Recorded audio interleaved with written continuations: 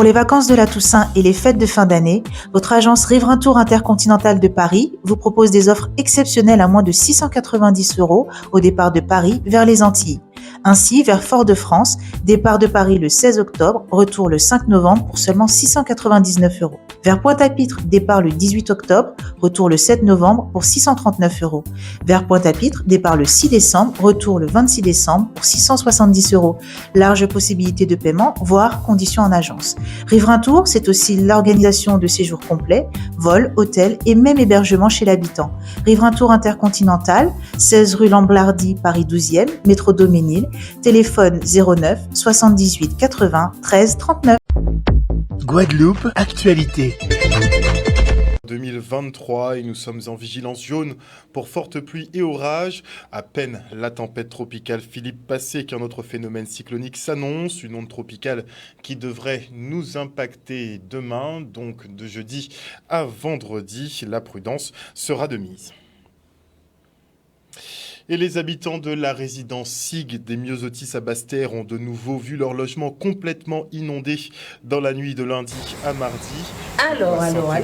Sur ces logements sociaux qui avaient beaucoup douillé pour Fiona. Regardez. Alors. La SIG et toutes personnes qui vont regarder cette vidéo, c'est reparti point tour. Voilà ce que j'ai, il est 19h30.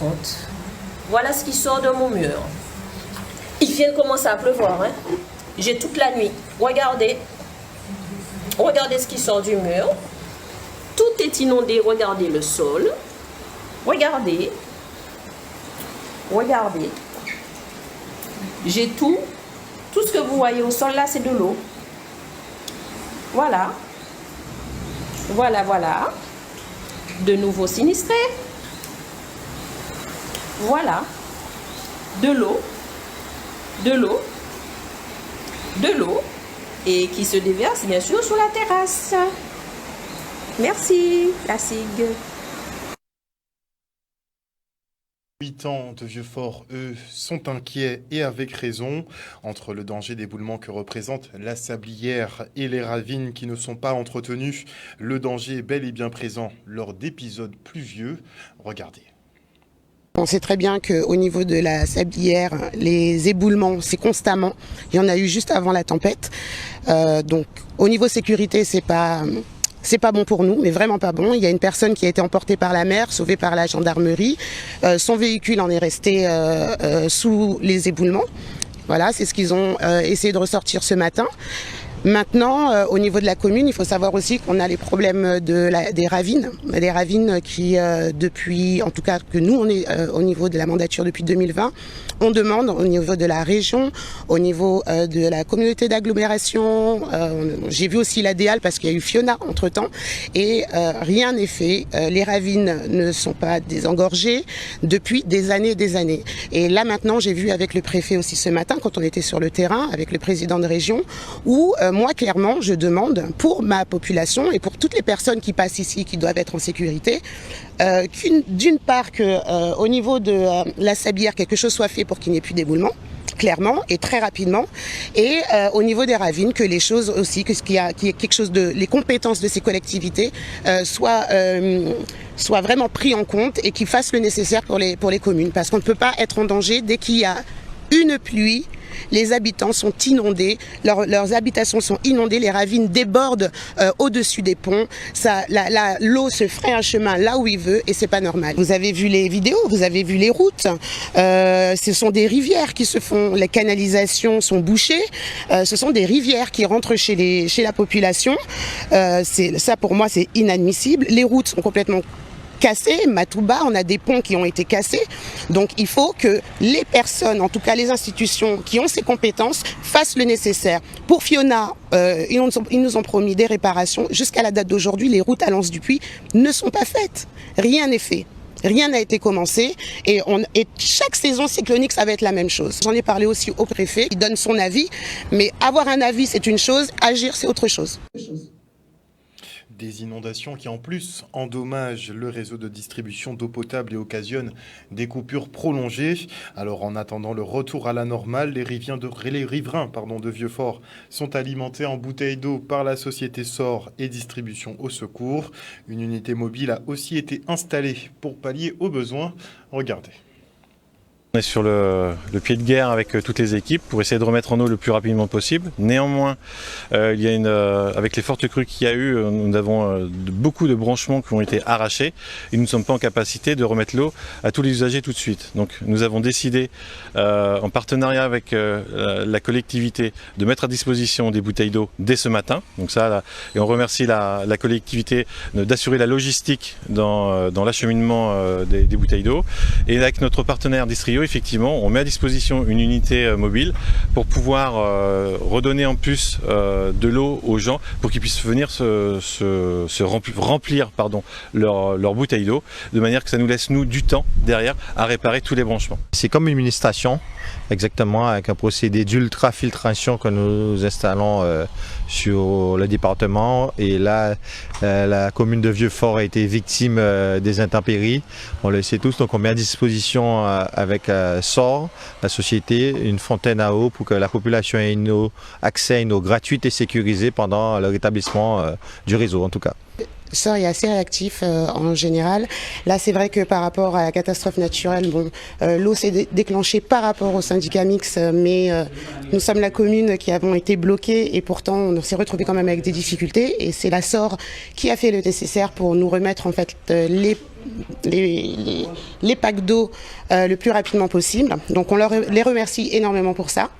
Et en plus, nous venons de recevoir le distributeur de collecte d'eau sécurisé qui a été placé sur la place de l'église, qui permet aux administrés d'avoir de l'eau potable gratuitement pendant l'espace d'un mois, le temps que les travaux se fassent et qu'une négociation se fait peut-être pour collaborer, pour l'avoir constamment au niveau de la commune. Par rapport aux problèmes qui se passent au niveau de la Guadeloupe, je pense que c'est le mieux. Donc on verra tout ça par la suite, mais en tout cas en attendant, on fait le nécessaire pour mettre en place la possibilité, enfin à la population d'avoir de l'eau potable sur le territoire directement. Inondations et coupures d'eau sont le lot des Guadeloupéens à chaque épisode pluvieux, vous l'aurez compris. Et nous sommes donc partis à votre rencontre, savoir ce que vous pensez de ces situations récurrentes. Regardez. Je dis qu'il manque encore plus de travail au niveau communautaire. Donc la commune doit mettre en place déjà la communication pour la population, pour divers travaux, parce qu'on voit très bien que la montée des eaux, quand il y a le temps pluvieux, qu'est-ce que ça engendre En fait, bon, moi, même ne peux pas dire grand-chose à ça, parce que bon, ça fait pas longtemps que moi là. Mais bon, il faut faire ça yopé. Mais moi, de ma part, je vois il y a pas mal d'endroits qui sont bouchés. Même dans les campagnes, ils sont bouchés, l'eau ne peut pas passer. Oui, ça peut être évité, surtout avec les canaux, parce que tous les canaux sont presque bouchés, la plupart d'endroits. Eh bien, vraiment, il y a quoi faire, mais peut-être pas à la vitesse qu'il faudrait, parce qu'aujourd'hui, c'est une urgence, puisque nous amener à quand même ministère régulièrement, donc éventuellement, il faut être plus actif en fait, que ça aille plus vite. On sait que la tempête arrive, en amont, ça fait un moment qu'on vit des tempêtes. Moi j'ai vécu Hugo, donc ça fait un moment qu'on en voit. Et donc du coup, je trouve qu'on ne prépare pas la population en amont, mais on ne prépare pas non plus le terrain. C'est-à-dire qu'on sait que l'inondation va peut-être ou va arriver, même sans tempête, ça arrive, même quand il y a un trop plein d'eau, ça démonte les routes, ça démonte les habitations. Donc non, on n'est pas assez préparé. Je suis radical dessus, on n'est pas assez préparé. Non, parce que nous voyons un reportage ici, Marie-Galante, en vraiment Herzog. Madame a dit, il ne pas attendre qu'il annonce le cyclone, il nettoie tout alentour communal, ces communes-là, patine de l'eau, patine de patine en Guadeloupe, c'est tout. C'est pas préparé, les routes ne sont pas préparées avec les bus pour pouvoir que l'écoulement se fasse, les évacuations ne sont pas faites, rien n'est fait. Tu vois, le canal l'a nettoyé, l'aide de l'eau tombée, de l'eau qui coulé. Mais si le canal l'a bouché, l'aide de l'eau qui gonflé, il peut remonter, qui bouché tout simplement. Moi, pour l'argent, pas de l'eau qui a toujours coulé, pas de bouché, même pas de bouché comme moi. Depuis quelques temps avant, si de l'eau tombée, tout pas tout bouché. C'est pas normal. En prévention, il faut couper, il faut surtout les dalles, il faut nettoyer les cours d'eau, il faut nettoyer. Moi, je pense que il y a toujours quasi nous, mieux préférer que guérir. Et d'être dans la prévention en amont, mettre accent sur ça. Parce que sans quoi après, si nous venons trouver un problème, nous allons chercher une solution. Pense à des gens en amont. Et après, on peut voir ça qui est un problème. Après, on peut voir ça qui va saigner. A priori. En tout cas, un reportage signé Michel Depape. Et merci beaucoup à Olivier Félix qui a énormément bossé dans le Sud Basse-Terre ces 3 derniers jours pour vous faire vivre effectivement ce qui s'y passe, à savoir notamment le fait que Vieux-Fort ait été coupé du monde et soit sinistré moins d'un an effectivement après le passage de la tempête Fiona. Et le CHU organisait aujourd'hui une journée de sensibilisation sur l'illettrisme et l'électronisme à Palais-Royal, où on se rend tout de suite. L'illettrisme concerne toutes les personnes qui ont été scolarisées en France jusqu'à l'âge de 16 ans ou plus et qui ont quitté le système scolaire sans maîtriser ce qu'on appelle les compétences de base, que sont la lecture, l'écriture et le calcul. Et aujourd'hui, le numérique qui a envahi notre quotidien, si bien qu'elles vont se retrouver dans des situations courantes de la vie professionnelle, de la vie personnelle et professionnelle, en perte d'autonomie. Par exemple, retirer de l'argent à un guichet automatique, répondre à un courrier, à un email, gérer un budget mensuel, etc. etc. L'électronisme concerne toutes les personnes qui vont avoir des difficultés à maîtriser les outils usuels informatiques, c'est-à-dire gérer une boîte mail, envoyer un mail, lire un mail, ou encore s'actualiser à la fin du mois sur un site internet pour pouvoir bénéficier de ses droits, Pôle emploi, CAF, assurance maladie, etc. Donc c'est vraiment pas la maîtrise du web 4.0 qui concerne l'intelligence artificielle, mais plutôt la maîtrise de ces objets numériques du quotidien qui nous permettent aujourd'hui d'être autonomes dans les interactions sociales et professionnelles dont on a besoin. L'illettrisme est une réalité en Guadeloupe et selon les chiffres de l'INSEE en 2019, on identifie que 20% des Guadeloupéens âgés de 16 à 65 ans pourraient être en effet concernés par la thématique de l'illettrisme et on identifie que 51% des personnes en situation d'illettrisme ont un emploi et sont salariés. Ces chiffres datent de 2019 mais ils seront prochainement réajustés. En tout cas, la problématique de l'illettrisme et par conséquent, en tout cas de plus en plus l'électronisme est une réalité prégnante de notre département. On sillonne en tout cas le CHU de Guadeloupe parce que ça nous paraissait important de rendre notre manifestation sous forme de bic à parole et d'espace d'échange, de faire une manifestation itinérante sur tous les sites du CHU pour se rapprocher au maximum des personnels du CHU, pour ouvrir la parole, pour abaisser les représentations par rapport à l'illettrisme et surtout garantir une optimisation des compétences des agents. Aujourd'hui, nos attentes, c'est bien évidemment donc la montée en compétences des professionnels du CHU, garantir la sécurité des soins avec une sécurisation des process et des postes de travail. Donc on a des enjeux individuels pour que les agents se sentent bien dans leur poste de travail et qu'ils fassent leurs tâches en toute sécurité, mais aussi des enjeux institutionnels pour garantir que le CHU continue à offrir aux patients des prises en charge sécurisées. Un reportage de Charlie Dagonia. Et on part maintenant pour la deuxième édition des Journées de l'agrobusiness dans les jardins du Crédit Agricole à Petit-Pérou aux Abîmes. Cap Excellence poursuit sa promotion des productions locales en vue de la création de l'agroparc, une unité très attendue par les agriculteurs et agrotransformateurs de l'archipel. Regardez.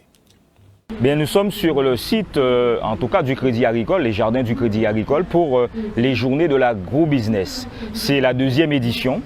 Et nous comptons véritablement sur cette édition, en tout cas pour pérenniser cette manifestation, qui est un espace d'échange, un espace où nous apportons un accompagnement, des informations aux porteurs de projets, aux entreprises qui se lancent dans le domaine de l'agrotransformation. Parce que si l'on peut considérer que l'agriculture représente une richesse en matière de production et de savoir-faire, eh bien les activités économiques liées à l'agrotransformation peinent parfois à se développer. Il s'agit pour Cap Excellence, au travers de son projet phare, l'agroparc Caraïbes Excellence, eh bien, de permettre aux agrotransformateurs de trouver là des conseils, de trouver des informations. Nous avons là, ici, sur ce site, regroupé un certain nombre de professionnels pour pouvoir répondre à leurs interrogations et ce faisant leur permettre eh bien, de développer leur unité économique. Eh bien, Jodla a présenté fromage de coco et beurre de coco et l'huile Woukou pour faire manger. Eh bien, on a produit ça avec coco, il y a qui coco naturel et ça végétal quoi. Depuis là, on a entendu parler des fromages de coco. Eh bien, chaque semaine, on a coupé 600 à 700 coco, moi tout seul, on a décortiqué et puis on a produit lait là. Et là, on produit lait là, c'est lait là on a transformé. Mais bien là, ils savent qu'il est terrible là, pourquoi on a fait fromage de coco? Parce qu'on a trouvé un bité naturel qui a cassé minéraux à lait là et qui a transformé en beurre et en fromage. Donc c'est les seuls à faire ça au monde, ni d'autres monde qui ont fait fromage au coco, mais c'est de l'eau. Vous comprenez?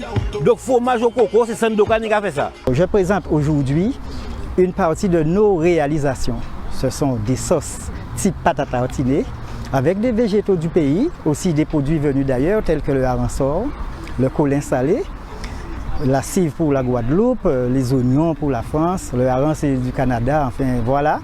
Il y a aussi également les sirops tels que le salse-pareil de Guadeloupe, la quinine, la sonde, le poivre noir, ainsi que le booster curcuma gingembre citron, mais aussi le sirop qui est à la mode, le clitoria. Donc ce sont des sirops, ce sont des produits de bien-être. On essaie de voir pour, à l'ère, cette ère nouvelle, de bien manger, de mieux manger pour bien se porter, bien vivre. Et bien nous sommes dans ce contexte-là. Et on salue Sandokan et Monsieur Sauce. Et à l'occasion de ces 15 ans, Synergie organisait les 3e rencontres éco-innovation. Il s'agit pour le pôle de présenter des projets d'études autour des matériaux et constructions durables. Il était aussi question de lancer un appel à manifestation d'intérêt sur les bioénergies. On se rend à l'hôtel Arawak au Gosier. C'est un séminaire qu'on a organisé sur 3 jours qui s'intitule les rencontres éco-innovation. L'idée c'est de fêter les 15 ans du pôle innovation au service de la Guadeloupe, donc pour accompagner la transition écologique et énergétique du territoire. Donc on a pu aborder des séquences diverses sur la bioénergie par exemple, l'encouragement de ces nouvelles filières ou encore l'hydrogène sur lequel on travaille beaucoup en ce moment sur le territoire. Et aujourd'hui sur la 3e journée, on parle plutôt de tout ce qui est matériaux et construction, donc tout ce qui est matériaux durables, cycle de vie des matériaux. Et on a la présentation de plusieurs projets d'études et projets en cours de manière plus opérationnelle sur le déploiement de ces nouvelles innovations sur les territoires ultramarins. En fait, on essaye de mettre en place des actions communes, donc des synergies entre les différents territoires ultramarins et puis de sortir des actions, des fiches actions communes. On lance par exemple un appel à manifestation d'intérêt sur la bioénergie, donc lancé par Synergie sur l'ensemble des territoires ultramarins. Et on imagine avoir d'autres appels à manifestation d'intérêt pour repérer des projets innovants auprès des entreprises et essayer de les faire travailler ensemble entre les différents territoires. Pourquoi? Pour mutualiser les coûts de recherche, de développement, de certification, etc. entre plusieurs territoires et avoir ensuite des développements sur chacun des territoires. Metom a pour ambition de déployer le gaz naturel pour véhicules sur le territoire. C'est un carburant qui est largement utilisé en Europe continentale, y compris l'Hexagone, et on pense que c'est une opportunité pour la transition énergétique des transports ici en Guadeloupe. Ce gaz naturel, il peut être produit. Donc c'est à base de méthanisation, entre autres aussi avec l'hydrogène, on peut aussi utiliser ce potentiel gaz pour faire notre propre carburant. On a beaucoup de choses à prendre en compte, donc justement on a des laboratoires qui font des essais sur différents matériaux pour voir s'ils sont adaptés au contexte insulaire. Par exemple, on vient d'avoir une présentation sur l'utilisation de différents matériaux pour la résistance aux thermites, donc le bambou, le vétiver. Donc c'est vraiment une démarche d'essai pour voir ce qui correspond le mieux, effectivement pour s'adapter en conséquence par rapport aux normes qui peuvent être imposées en métropole. Le coût économique est peut-être un peu plus important, mais ça crée de l'emploi sur le territoire, ça crée des entreprises et ça c'est inestimable. On est quand même sur des territoires avec des taux de chômage qui sont assez importants, donc on se doit aussi de participer à la structuration du territoire par la création de ces nouveaux emplois. Je crois qu'en mobilisant nos forces et en collaboration pour créer des industries vraiment pertinentes pour le territoire et cohérentes et adaptées, je pense qu'on va répondre de manière efficace à cette ambition de transition. Un reportage signé Solène Fèvre. Et notez que le tribunal administratif de Martinique rejette le recours du préfet visant à empêcher la reconnaissance du créole comme langue officielle, de quoi satisfaire Serge Letchimy qui a entamé les démarches nécessaires pour que la langue maternelle de son île soit enfin considérée à sa juste valeur. Et maintenant, je reçois l'artiste Sly. Bonsoir Sly. Bonsoir. Alors, je tiens à dire que tu as marqué, tu as marqué tout ce pays, hein, forcément. Hein, tu es l'auteur de Ne rentre pas chez toi ce soir, de Flamme, ça reste gravé, ce sont des tubes. J'imagine qu'on t'en parle toujours à l'heure d'aujourd'hui. Tout le temps. Mais c'est beau d'avoir des classiques. C'est-à-dire qu'à la base, quand on écrit, quand on compose, on ne sait jamais ce que devient un titre. Et là, bon, voilà, ces deux titres-là, comme dit précédemment, ils ont marqué et voilà, ils traversent les époques, en fait. Est-ce que c'est pas une chance justement d'avoir des classiques à une ère où on est à l'ère du streaming, de la consommation exacerbée de musique? J'ai l'impression qu'il n'y a pas de hit qui reste. C'est vrai qu'on est passé à un mode de... J'aime pas trop ce mot quand je l'applique à la musique, mais un mode de consommation, entre guillemets, donc de la musique qui est totalement différent et qui est beaucoup plus rapide qu'à une époque où, quelque part, le mystère jouait. C'est-à-dire qu'on laissait passer un certain temps entre deux nouveautés et ça suscitait une espèce d'envie, des désirs. Et puis, quand la nouvelle chanson débarquait, ça partait. Et on avait ce frisson-là, cette sensation-là. Aujourd'hui, il faut être... je crois que c'est quasiment la prime à l'omniprésence, en fait. Donc, il faut être assez fréquent, etc. Donc, c'est un plus d'avoir des classiques qui ont traversé les époques et qu'on puisse avoir ça dans son...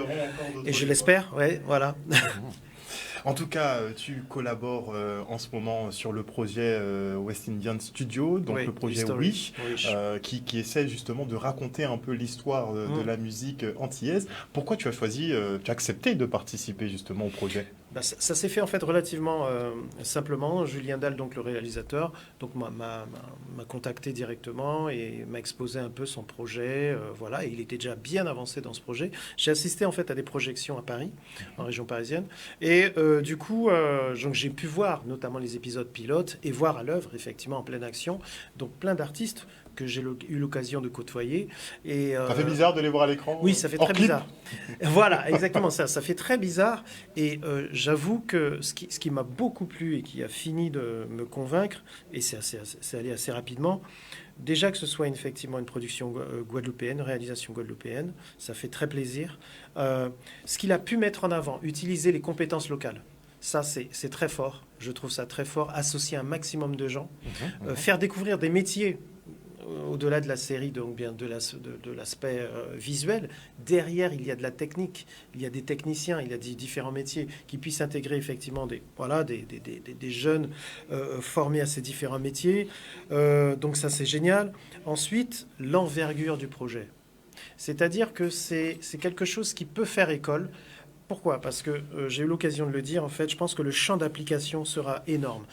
Ce que je veux dire par là, c'est que là, c'est quoi? On a tout un monde musical qui s'associe, qui adhère à un projet.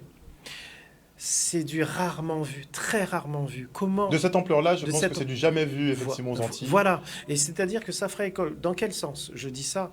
C'est que c'est la démonstration de nos capacités.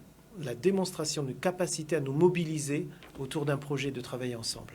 Et ça, je pense que le fait de le voir au travers donc, de ce projet Wish aura, je pense, des conséquences bénéfiques pour tout un tas d'autres projets dans différents secteurs. Voilà.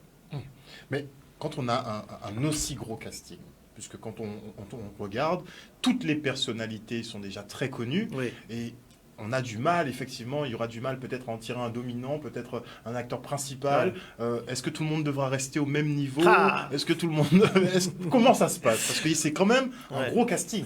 Oui, tout à fait. En fin de compte, pour ma part, je vais parler donc de mon cas. Quand Julien m'en a parlé, donc je lui ai dit, écoute, moi je ne suis pas un acteur. Je suis très content que tu m'invites effectivement à participer à ce projet, que tu puisses estimer que je puisse apporter moi quelque chose. Ok, pas de problème. Et c'est lui qui a défini. Il m'a dit, écoute, même s'il a laissé ouvert, il m'a dit, écoute, de quel côté, comment tu te vois? Je lui ai dit, écoute, j'ai pas forcément de vision. Dis-moi toi. Donc, c'est lui qui m'a orienté. Il m'a dit, écoute, je te vois plutôt dans tel style, dans tel profil, etc. Et bien, j'ai dit, ok, banco. Donc, je le laisse faire. C'est-à-dire on en parlait, c'est un projet d'envergure. Il doit gérer énormément de monde. Donc, si je commence à dire, je veux ça, je veux ci, je veux ça, ça peut commencer à faire tanguer le truc si on est 10 à 15 à le faire. Vous essayez de lui faciliter la tâche? Personnellement, je veux que ça fonctionne. Donc oui, sans problème. Voilà. Pour l'instant, l'équipe tourne bien. Voilà. C'est la concorde totale. Ça, c'est excellent. C'est vrai qu'on pourrait avoir un volume de création d'épisodes qui dépasserait l'entendement. C'est du jamais vu, ce casting. Donc, on a de la matière. Oui. Après, il faut arriver à mettre tout ça à l'image. Oui. Ça représente un coût qui est conséquent, puisqu'il veut bien faire le job. Donc forcément, il veut mettre les moyens techniques. En plus du casting, il veut aussi mettre les moyens techniques qu'il faut. Et donc, ça a son coût. Oui. Et finalement, vous êtes tellement soudés sur ce projet que vous avez décidé de le soutenir, puisque les financements ne se débloquent pas facilement Tout à fait. Dans le cinéma. C'est exactement ça. C'est pas aisé. C'est exactement ça. Et donc, vous avez décidé quand même de le soutenir. Oui. Et depuis quelques semaines, les artistes qui participent organisent des shows. Moi, je me demande si les shows ne seront pas intégrés dans... S'il n'y aurait pas moyen d'intégrer les shows aussi dans la série. Compte, et c'est un autre volet encore hyper intéressant. C'est-à-dire qu'il en fait des déclinaisons. Il crée quelque chose autour de cette série. Et donc, ça, c'est super chouette. Et donc, l'occasion, effectivement, m'est donnée. Donc, le ballon, mais la passe décisive. Donc, pour le concert qui aura lieu donc, demain, jeudi 5, donc du côté de la Creole Beach, à partir de 20h, où je serai associé à Lysinaïs Jean, Jacques Darbo, Rachel Allison. Bon, c'est totalement inédit qu'on l'on soit tous les quatre ensemble. Donc, je trouve que Lysinaïs Jean représente effectivement une population plus jeune, Darbo plus âgé que moi, et moi en intermédiaire. Rachel Allison, pareil, la jeunesse, franchement, rien à dire. C'est inédit. C'est totalement inédit et j'ai un véritable plaisir à partager la scène avec eux. Donc j'ai eu l'occasion d'échanger, pas avec Rachel Allison, puisque je ne l'ai pas vue cet après-midi, mais avec Darbo, avec Lysinaïs, c'est un vrai plaisir. Et ça se ressentira sur scène, ça c'est garanti. Donc au-delà du projet cinématographique, il pourrait en découler aussi des projets musicaux, parce qu'il y a de belles rencontres musicales imprévues. Complètement. Alors en fait, voilà, parce qu'en fait, finalement...